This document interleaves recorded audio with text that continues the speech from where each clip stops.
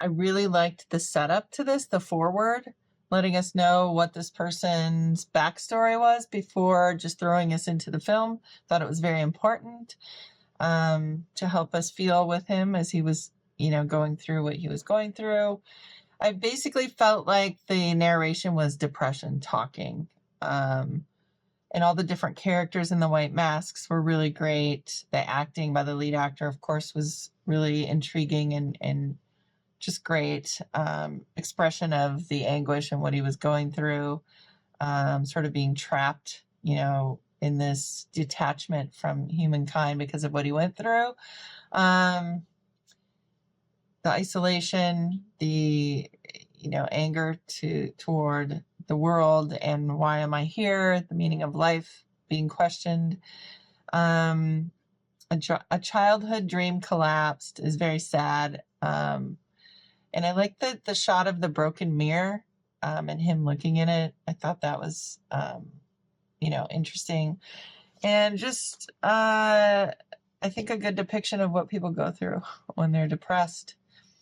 And even if it's just, some people go through a depression but come out of it, and this person didn't, and it's a sad ending. But I think a lot of people, obviously this happens a lot. So I thought this was a really good depiction of it.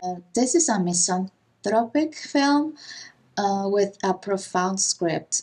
It's an interesting dive into this monochromatic world, an internal dialogue of introspection, um, addiction, indifference, pain, nostalgia, anger, also contemplating suicide. At one point, being totally naked, so the deepest vulnerability possible. And I love those scenes with the mirror and how they use masks. That's this very neutral mask, and also repetitive scenes to convey this message of just life and going on with the routine and how lonely that can be. Very clever. It was very much where you could hear in his head, and they visualized it on screen with the people in the masks. But it was very hard to watch because it was so intense. It felt like you were almost the ones going through these emotions instead of this man on screen. It kind of made you sympathize with him, even though he did something horrific at the end. I also liked that the whole film was in black and white until he shot people, and then it was a bright red blood where the blood was coming out with everything else in black and white.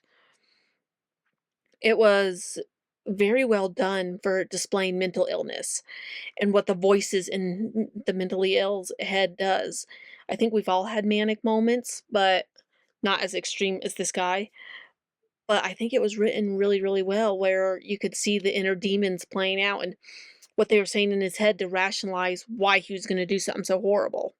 Intense, and I actually loved that they had a forward, it set the scene for the rest of the story, and I really liked that because it did add a lot of insight, especially when for this particular story, you're getting dropped into something that is already at such a heightened state, especially, an emotionally heightened state like this film was. I think that having the context, especially when it's quick like that, does kind of just prepare you and helps you understand how we got to where we're starting at.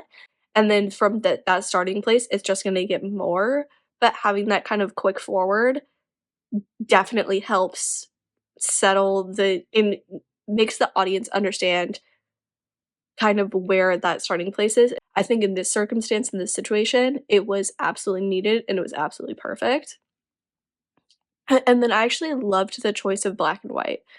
I think it for me personally, watching that and the subject matter, everything that he was going through, everything that was being said over the voiceover, which I thought was amazing.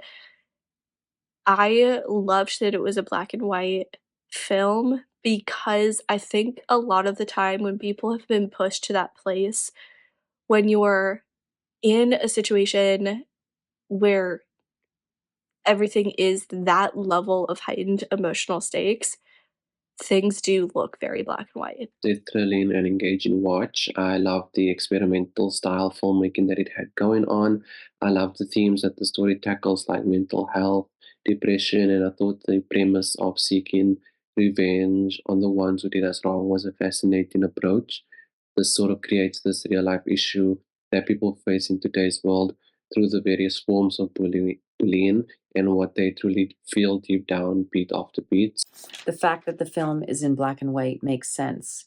It's a dark, internalized story. The use of the masks is a clever choice, as the main character sees that many people are not their true selves and wear masks, and it irritates him. The settings were perfect for the film, too. The voice of the abusive father was well performed, as the main character remembers his trauma.